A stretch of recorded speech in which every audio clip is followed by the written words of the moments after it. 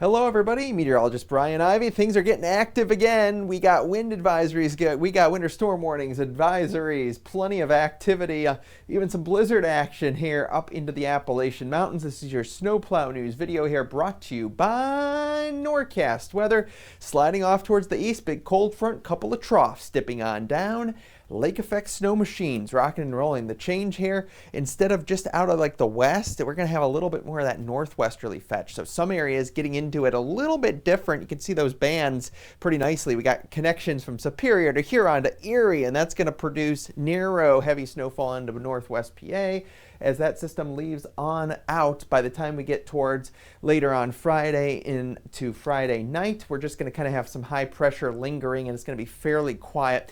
A little bit of a weak clipper trying to move on in towards like Montreal and New England. Otherwise, again, not much going on. A little bit out across the northwest. Then our next system will form, and that's just going to bring warm air. This is a pattern change, pushing warm air on in, and that's going to bring just widespread rain across portions of the south to Ohio Valley up into the northeast. Then another system by the middle portions of next week will be very similar. So it'll be kind of up and down temperatures next week, but there'll be some pretty nice warm pushes of air across the central and eastern U.S. Now, this could potentially wrap around some snow on the back half. We'll see. Windy conditions with this. Widespread 30, 40 mile per hour winds, gusts over 50 miles per hour at times across portions of the Midwest, Great Lakes, and even into the Northeast as we go throughout portions of your Thursday and into early Friday. And then only the New England will really deal with the more gusty winds. It'll still be breezy elsewhere, but nothing like damaging type with the wind. Snowfall, yeah, it's going to come down.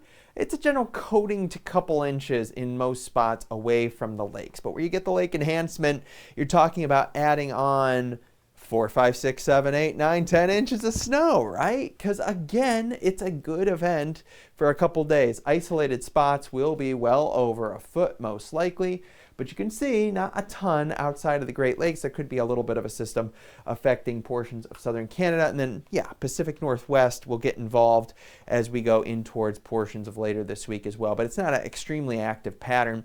The big dip of colder air here lifts on out, and we're going to start warming up pretty nicely across the south and across the central U.S. And that is going to push on in with a nice ridge across portions of early next week. There will be a nice shot of cold air coming back in behind it, but that ridge kind of fights it again, so pretty mild across much of the east.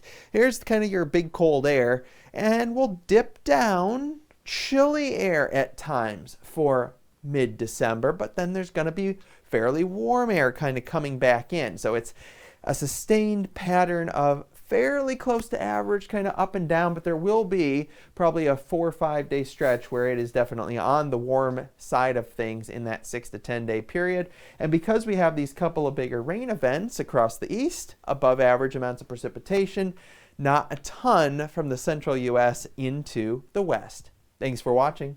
Your Norcast weather update.